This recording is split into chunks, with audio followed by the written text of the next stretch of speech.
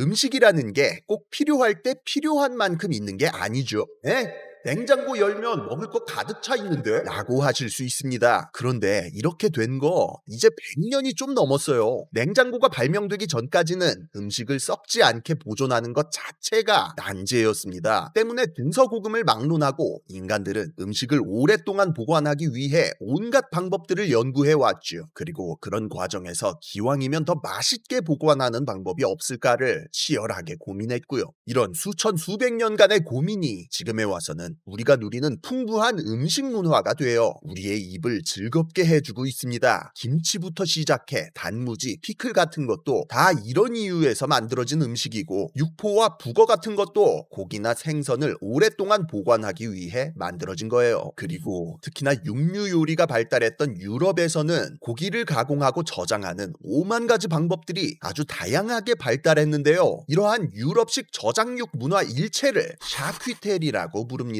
우리에게도 너무나 익숙한 소시지나 햄 같은 것들이 따지고 보면 다 샤퀴테리지만, 요즘에는 국내에도 살라미나 프로슈토 같은 유럽 본토 방식의 다양한 가공육들이 들어오면서 그냥 다 같은 소시지, 다 같은 햄이 아니라는 게 알려지기 시작했죠. 어떻게 가공하고 어떻게 숙성시키느냐에 따라 달라지는 샤퀴테리의 세계, 장인의 손길을 거쳐 수작업으로 만들어지는 샤퀴테리 드셔보셨나요? 미국산 돼지고기로 만든 프리미엄 수제 육가공 브랜드 볼피와 함께 샤퀴테리의 역사를 한번 알아보았습니다.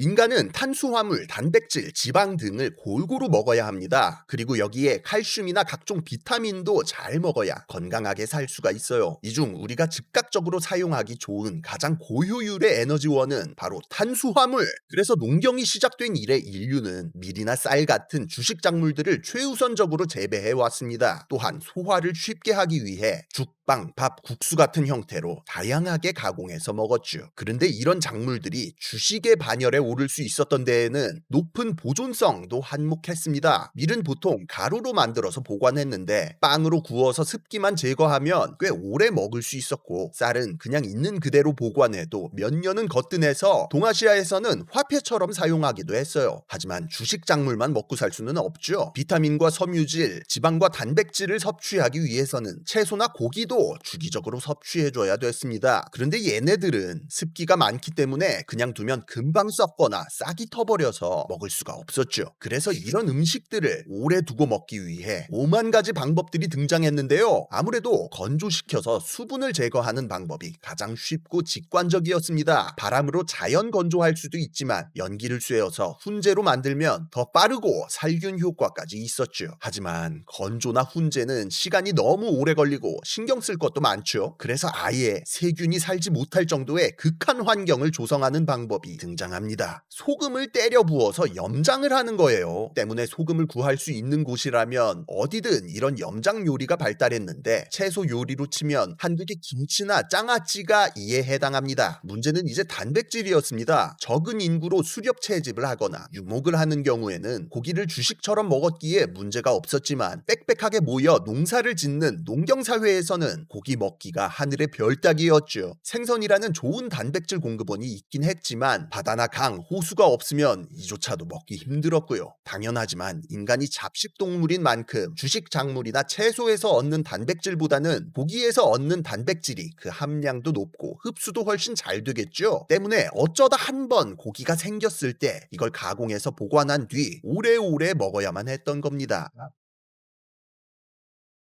최대한 오래 보관하고 최대한 아껴 먹어야 한다. 건조하거나 훈제해서 보관할 수도 있었지만, 고대인들은 소나 양 같은 육고기는 물론이고 생선까지도 그냥 잡자마자 통째로 염장해버리는 방법을 선호했습니다. 그리고 이게 지금까지도 우리가 먹는 장의 기원이에요. 고대에는 소금도 귀했죠. 그럼 염장한 고기는 귀한 거에 귀한 거 합쳐놓은 거니까 엄청 아껴 먹어야 됐겠고요. 그래서 염장한 고기는 물론이고 이 과정에서 생기는 짜디짠 국물까지도 버리지 않고 먹었는데 이게 바로 장이라는 거예요. 때문에 콩으로 만드는 간장, 된장보다 고기로 담그는 육장, 생선으로 담그는 어장이 훨씬 먼저 등장했죠. 이렇게 하면 고기에서 승려나온 아미노산은 물론 염분까지 동시에 섭취할 수 있었고 조금씩 소분해서 빵이나 밥이랑 같이 먹으면 개꿀맛이었습니다. 아시아뿐 아니라 고대 로마인들도 지중해에서 잡히는 생선들을 염장해서 가룸이라고 하는 걸쭉한 피쉬 소스를 만들어 온갖 채소나 빵에다가 곁들여 먹었고 오늘날까지도 동남아시아 요리의 필수 요소인 피쉬 소스가 바로 이런 어장의 일종이죠. 그러나 고대 시대를 지나면서 단백질을 섭취하는 방식은 지구상의 각 지역에 따라 조금씩 다르게 발전해 나갔습니다. 기후나 지형 등의 이유로 인해 기를 수 있는 작물도 동물도 서로 달랐고 정치적, 종교적인 변수까지 따라 들어왔기 때문이에요. 일단 동아시아 사람들은 쌀을 많이 먹죠. 그런데 쌀은 그 자체만으로도 필수 아미노산이 골고루 들어있어서 밀이나 옥수수, 보리 같은 작물에 비해서는 단백질 공급이 꽤나 잘 되는 편이었습니다. 때문에 쌀 농사 효율이 좋아지고 콩으로 만드는 간장과 두부 같은 것들이 개발되면서 차라리 그냥 농사에 올인하는 게 장기적으로 이득이라는 결론이 나왔어요. 그리고 비슷한 시기 인도에서 전래된 불교의 영향으로 채식 요리가 발달한 것도 하나의 이유였죠. 한편 동남아시아 사람들은 넘쳐나는 해산물과 이를 이용해 만든 피쉬 소스를 꾸준히 발전시켰고 인도 사람들은 버터나 요구르트 같은 유제품을 많이 먹었습니다. 쌀을 기반으로 고기를 대체할 다른 아이템을 찾아 자기들만의 최적화 전략을 찾았던 거예요. 그러나 쌀도 없고 콩도 없는 문명이 있었으니 바로 유럽이었습니다. 때문에 고대 그리스 로마인들은 물론 켈트족과 게르만족까지 모두가 육식의 진심이었고 그런 배경에서 고기를 꾸준히 수급할 수 있는 농업 방식과 저장 방식이 발달하게 되죠.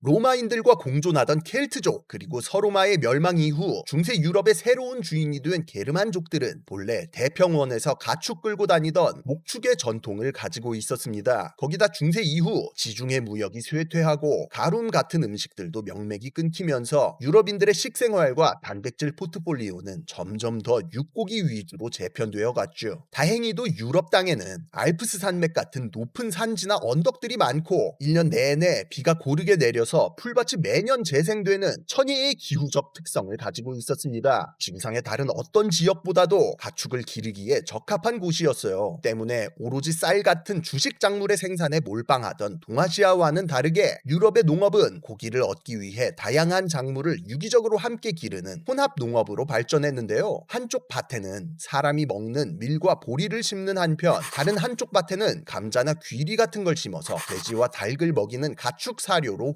활용하는 시기였죠. 풀밭이 풍부했던 만큼 소나 말, 양 같은 가축들은 마을마다 마련된 공용 목초지나 산 중턱으로 올라가서 방목을 하는 식으로 쉽게 배를 채워줄 수 있었고요. 동물성 식품들이 많이 생산되는 만큼 그걸 가공하고 저장하는 기술도 점점 다양해졌습니다. 한국인들이 겨울마다 김장을 담그듯이 유럽인들은 주기적으로 가축을 잡아서 저장육을 만들었어요. 소고기를 소금에 절여 보관하던 켈트인들과 돼지고기를 다져서 창자에다가 채워 먹던 그리스인들, 여기다 중세에는 게르만족과 슬라브인들의 노하우까지 녹아들어가고 대항해 시대 이후에는 아시아의 여러 향신료들까지 첨가되어 오늘날과 같은 풍부한 유럽식 저장육 문화가 형성됐죠. 이렇게 장기 보존을 염두에 두고 만든 고기 요리들이 바로 샤큐테리입니다. 샤큐테리는 프랑스어로 고기를 뜻하는 셰 그리고 조리했다는 의미의 뀌를 합친 단어인데요. 과연 로마와 켈트족, 게르만족의 영향을 골고루 받은 만큼 프랑스어가 기준이지만 그 의미상 유럽 전역의 다양한 육가공 요리 전반을 샤큐테리라고 불러도 무방해요. 생배추보다는 김치가 더 맛있고 생태탕보다는 북엇국이 뭔가 맛이 더 진하죠. 샤큐테리도 마찬가지입니다. 장기간 저장해 두면서 자연스럽게 숙성이 되거든요. 단백질이 아미노산으로 분해되면서 감칠맛이 배가 되고 유산균과 같은 미생물들이 풍미를 더해요. 때문에 집집마다 냉장고가 있는 현대인들도 소시지나 햄을 포기할 수 없는 겁니다. 음식을 아껴서 오래 먹으려던 옛사람들의 노력이 우리의 음식 문화를 풍부하게 만들어준 셈이죠.